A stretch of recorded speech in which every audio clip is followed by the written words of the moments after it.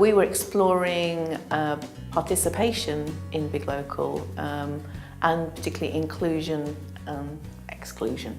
So but participation and inclusion, I think, would be the topic, really the focus. Physical barriers can be a real challenge. In some places, communities are divided by dual carriageways, creating two halves. So if you establish something, a hub or something, community cafe in one area, how do you actually make that accessible? How do you include people from the other half of the community? There can be other challenges as well. But I think the awareness is very early stages.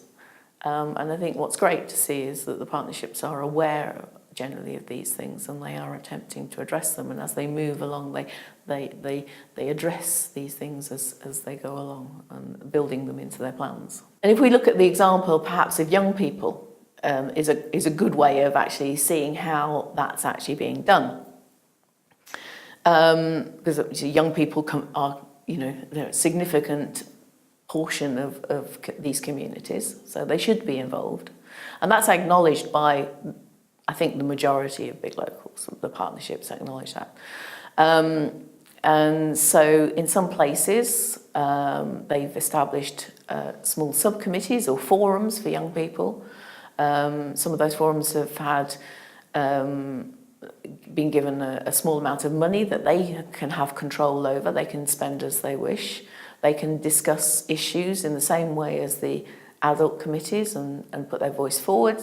In some places, those forums have elected a representative from amongst the young people to actually sit on the partnership. So I think that's increasing, young people representation on the actual decision-making partnership. There's been research in the past on area-based initiatives that have shown that for those people who are actively involved, they can be very beneficial, but some of those benefits have not been